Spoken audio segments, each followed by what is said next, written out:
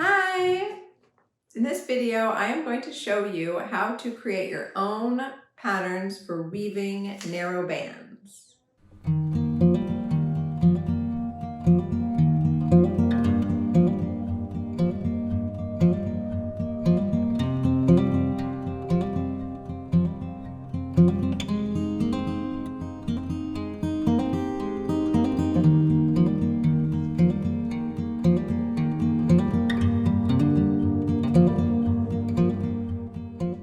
So if you have watched my videos on the steps to create your own woven band, a little narrow band using a narrow loom and a rigid heddle, then you'll notice that I have used patterns. Some of them I've drawn myself, like this one. Some of them I've gotten from books, such as this one, Weaving Pattern Bands, which is really awesome how-to book. And each pattern that you choose has its own grid or its own pattern that you read. And there are a whole bunch of these that have already been created, but you can also make them yourself, especially if you're like me and you want to maybe combine some patterns in different ways, or maybe you want to transfer a 9 thread pattern into a 12 thread pattern. So there's lots of reasons why you would want to learn how to create your own patterns, and it's actually pretty simple. So this is how they're diagrammed, and usually they'll have one of the repeats, and the pattern threads are the only ones that are shown. So if you look at this one, which looks a lot like this, but not quite, you'll see, it's more like that one. You'll see that, that there's a repeat, right? So there's a pattern that you start with, an end that you start with, and then somewhere that you repeat. And you can add different patterns together. So you can take this one and not just do the repeat, but add some and switch around, and it helps to be able to chart it to do that. The other thing that you should know is, depending on what your pattern is, you'll want to make sure that you have the correct number of pattern threads, because if you're trying to work out a 7 thread pattern on a, with 9 threads, it's going to be a little tricky unless you draw it correctly on your grid paper. You'll notice that they don't have the edge or the border threads. Those we're going to put in separately in our pattern. You can include them or you don't have to.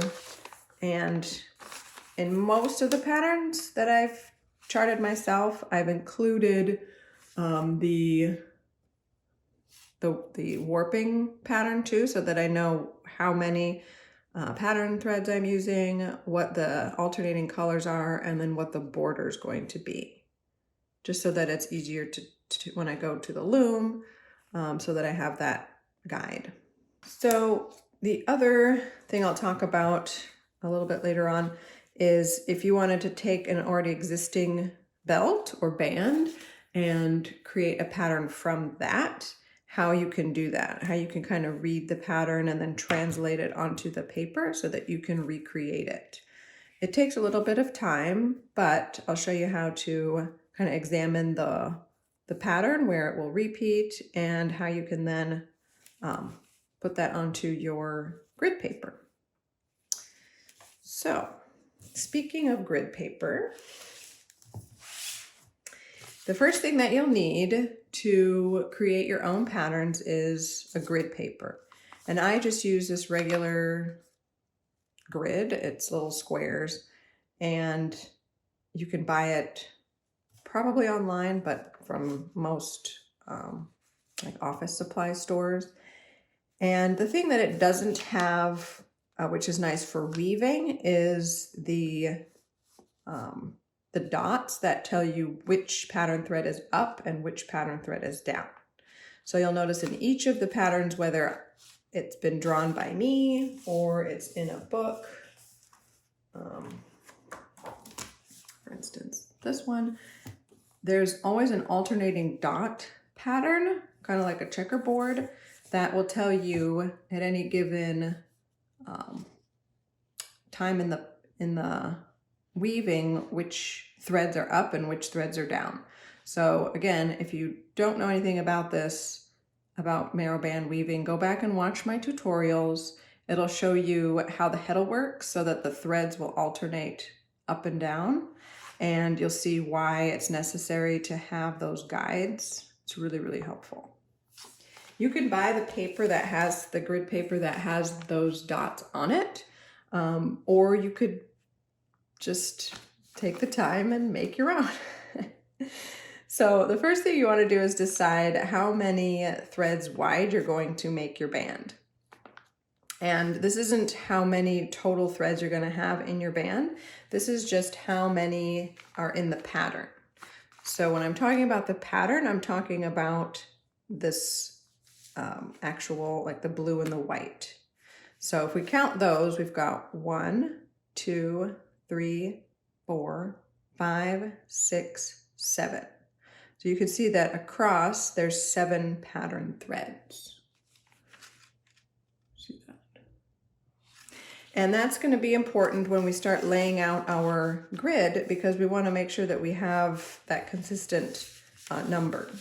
So for this, I start with my grid paper and just a regular pencil, and I count. So I start with my edge, and we can make this longer or shorter. You know, if your pattern repeat is pretty small, if it's only, you know, let's say 20 threads long or 20 threads tall, then it doesn't have to be that big. You don't have to do each repeat over and over again. You just have to do it once. But if you're going to be switching patterns and making a few different ones, you want to make sure that you have the whole sequence. Okay, so I've got my regular pencil. I've drawn my edge for the pattern that I'm going to make, and I'm just going to count 7 threads over. So 1, 2, 3, 4, 5, 6, 7 squares. I'll do that again on the top. 1, 2, 3, 4, 5, 6, 7. So now I've got this little grid box frame of 7 blocks, 7 little squares on the grid paper. It doesn't really matter which one you start the dot pattern in, but when you go to translate that onto your weaving, it's going to just stay consistent whether it's the heddle is up during that part or down. So the way that I usually figure that out is by having a checkerboard at the very first part of the pattern. This one kind of got turned into the, I don't know if you can see that, into the braid here, but you can start out with tensioning up your band with that checker back and forth, back and forth, back and forth pattern, and that really helps to get you on the right track, or on the right, I don't know what you would call it, the one that's raised up first. So you just kind of set yourself up with that alternating pattern first. That's what it looks like if you just go up, down, and send the weft back and forth. And usually bands are started that way because it's really tough and durable, and it'll give you that starting border, or the starting section. So because there's 7 pattern threads in this chart as well, you'll see that only 4 or 3 of the dots are up at the same time or at once. And that's because as if you lay all the 7 threads together, they look like that. But when they're when the heddle goes up and down, the pattern threads are going to alternate. So you'll have 4 up at once and 3 up at once when you switch. So that's why you create this pattern, so that where there isn't a pattern thread showing, you could pick it up. And if there is a pattern thread showing, but you don't want it showing, you push it back down. And that's how we create our patterns. So to start with, we're just going to be making alternating dots, like a checkerboard. And I do this with a pencil, because if I make a mistake, if I'm zoning out too much, or my dot's too big or whatever, I can just erase it. And like I said, they have grid paper for weaving that has this on it. Some books you can photocopy or print out the paper yourself, but it doesn't take too long.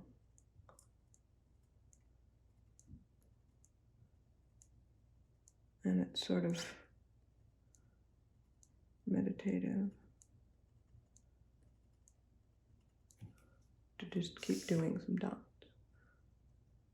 Alternating your dots. And you can always keep going if you run out of pattern space. I started this kind of in the middle, but normally I would start it towards a corner so that I have more room for either another pattern or to extend my pattern.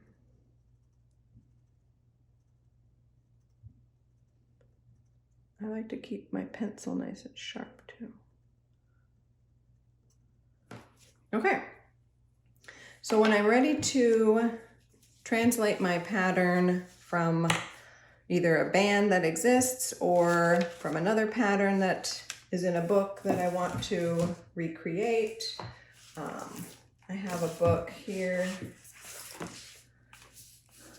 that is from Latvia, written by a Latvian about belts, and she breaks down all the patterns from the belts that she's translated, which is pretty amazing.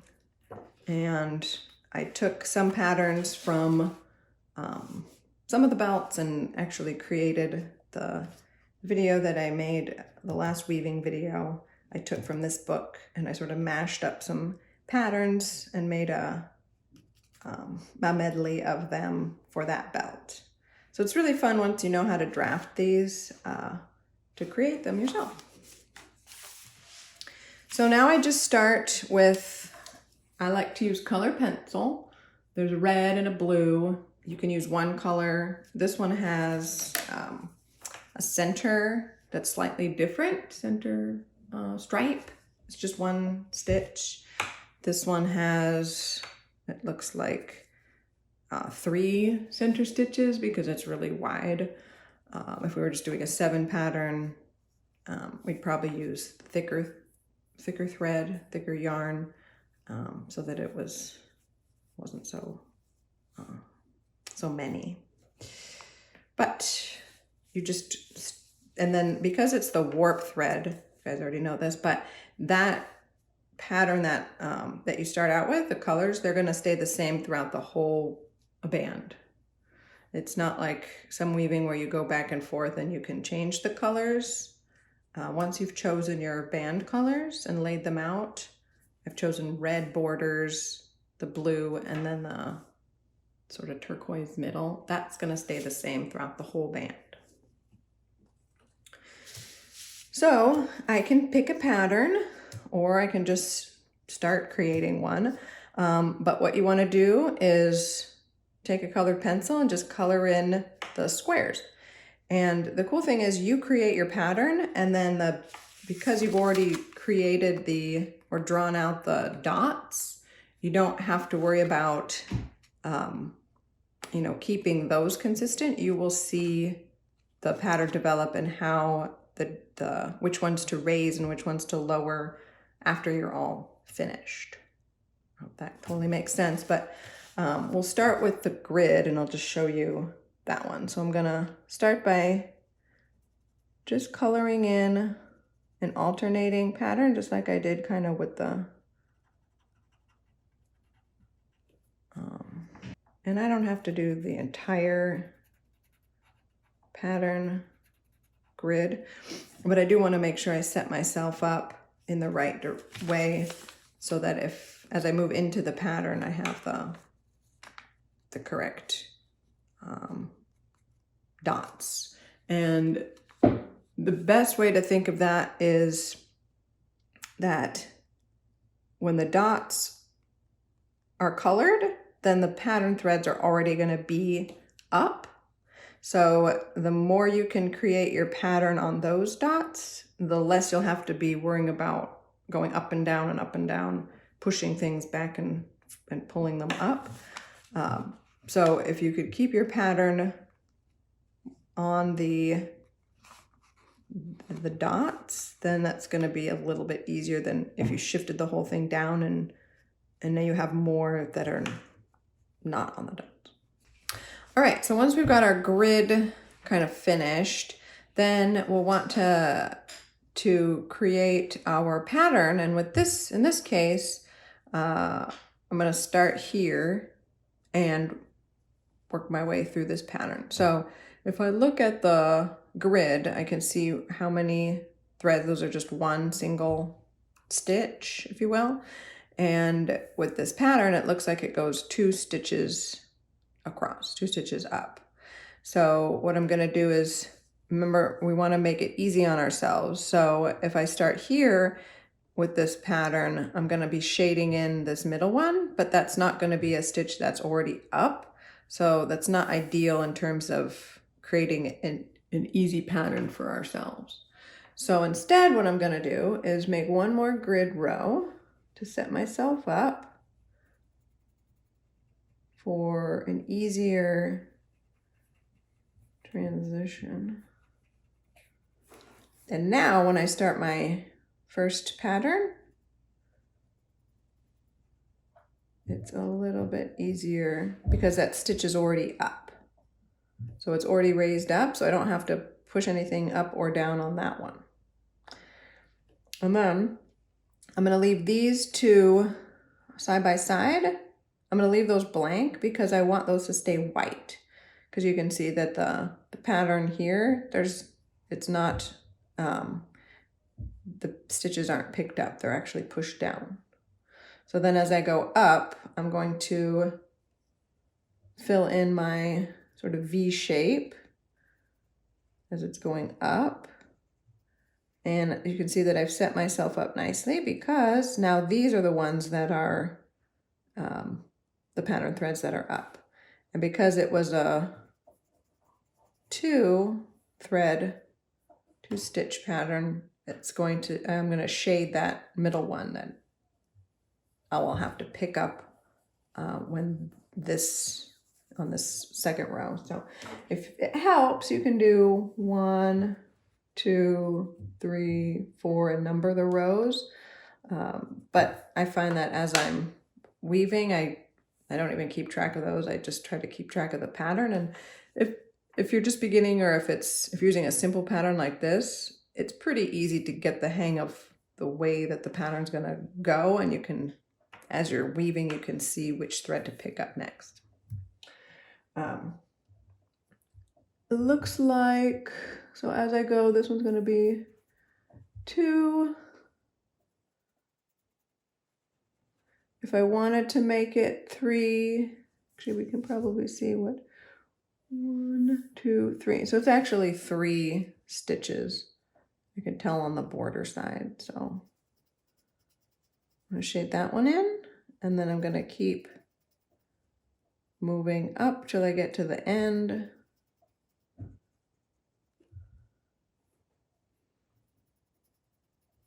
In this V shape. And this whole thing is 3. I don't normally hold my pencil like this, but I'm trying to make it easy to see. So we've got rows. Let's see, I'll just go up to 6 to make it easier to see.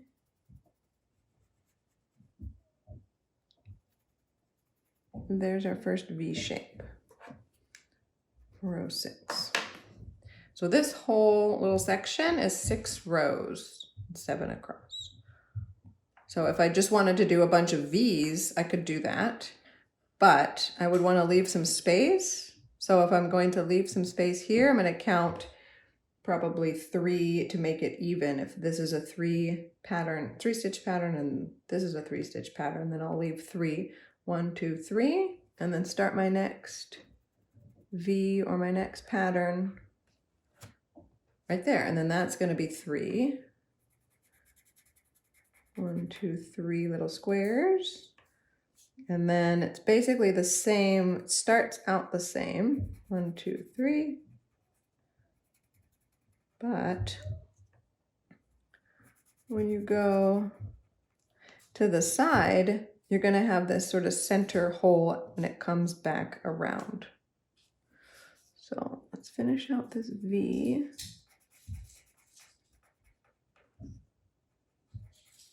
One, 2, 3. You don't have to color in as dark as I am. I'm just trying to show you to define the pattern, but if it's hard to see which those little dots underneath, you can shade it a little bit lighter and color them in a little bit lighter so that it's easier to see.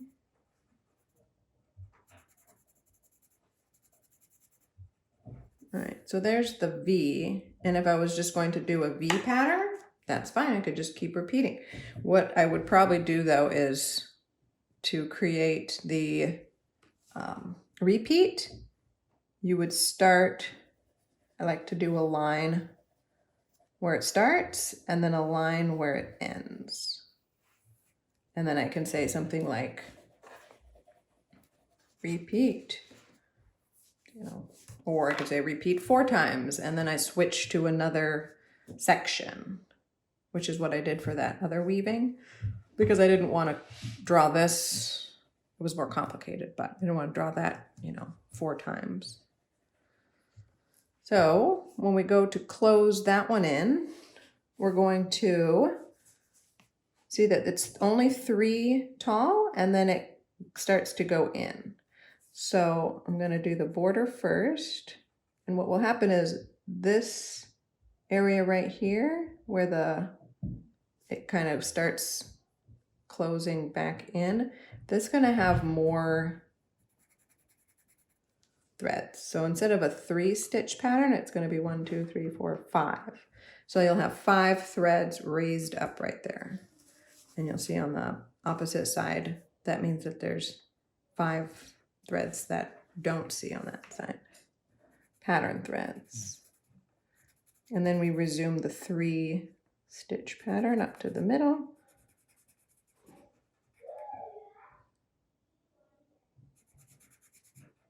And you'll see that it makes that little square, or it's actually a little cross.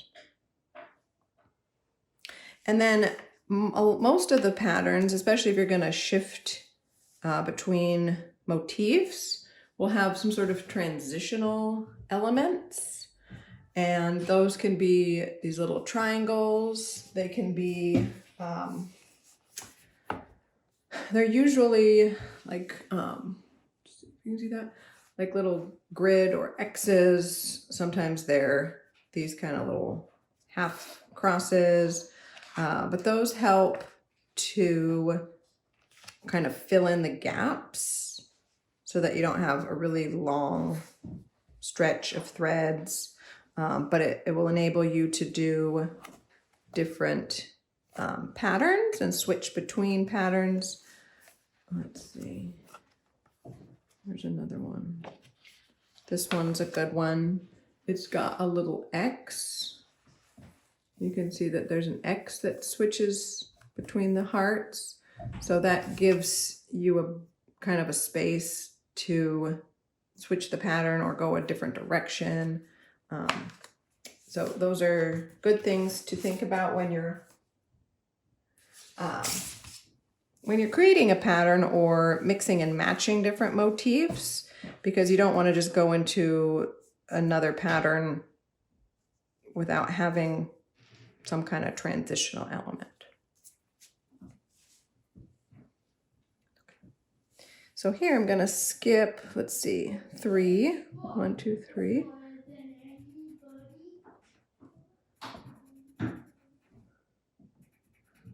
And start going the opposite direction. It's going to be my top.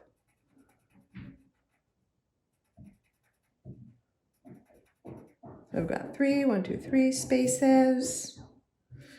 And you can see that the pattern works out nicely because when I start it, it's on those dots, which is going to be the raised threads anyway. And I only have to push down 1 in each row. This one will be 2, to hide those and make the white pattern. So now you can see that I've ran out of space. So what do I do? Well, I just keep going. I know it's 7 threads wide. And I can see that this is a dot. So I'm going to start my dot here and just add on.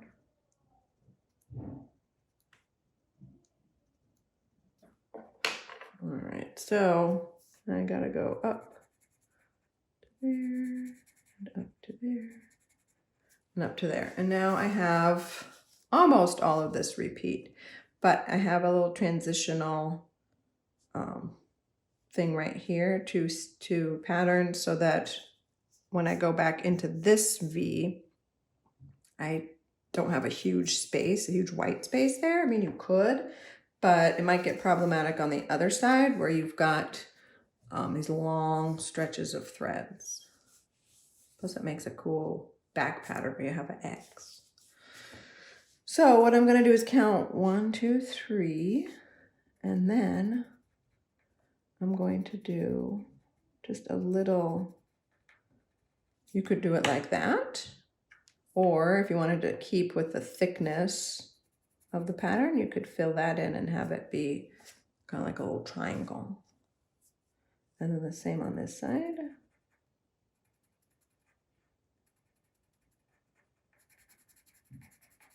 So as you're creating your design, they're very geometric and very grid-like, obviously, because you're dealing with ones and zeros. There or not there, it's a very grid-like pattern. So you're going to get geometric shapes will work the best. You know, triangles, squares, angles, chevrons, sort of crosses.